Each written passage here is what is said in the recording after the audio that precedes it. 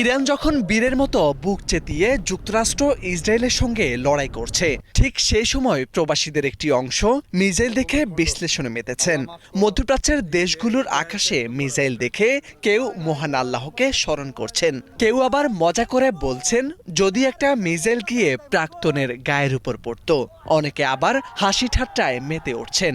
কেউ কেউ মিসাইল বিধ্বস্ত হওয়ার পর সেটি কি দিয়ে তৈরি, কোন ব্র্যান্ডের মিসাইল, টুকরো অংশ হাতে নিয়ে নেমে পড়ছেন বিশ্লেষণে।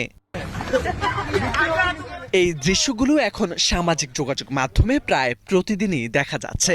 রাতের আকাশে হঠাৎ আগুনের রেখা ছুটে গেলে অনেকে মোবাইল বের করে ভিডিও করা শুরু করেন। কেউ ফেসবুক লাইভে যান, কেউ আবার টিকটকে আপলোড করেন মুহূর্তের মধ্যেই।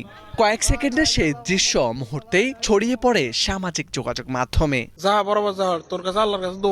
কিন্তু এই আগুনের রেখার পেছনে ইরানের মানুষের রক্তের দাগ, মধ্যপ্রাচ্য জুড়ে আতঙ্ক, ভয় আর অনিশ্চয়তা লুকিয়ে আছে।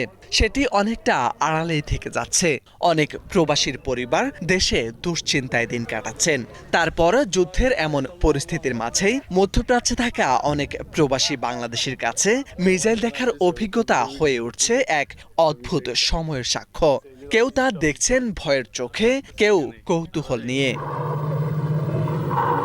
জানা গেছে, মধ্যপ্রাচ্যে যুদ্ধ ছড়িয়ে পড়ায় কিছু প্রবাসী অতি উৎসাহিত হয়ে কোথায় মিসাইল পড়ছে সেটি দেখতে যাচ্ছেন। কেউ আবার মিসাইলের ধ্বংসাবশেষ কুড়িয়ে আনতে ছবি ও ভিডিও করতে যান। এ সময় আকাশ থেকে মিসাইলের ধ্বংসাবশেষ পড়ে বেশ কয়েকজন প্রবাসী আহত ও নিহত হয়েছেন বলে জানা গেছে।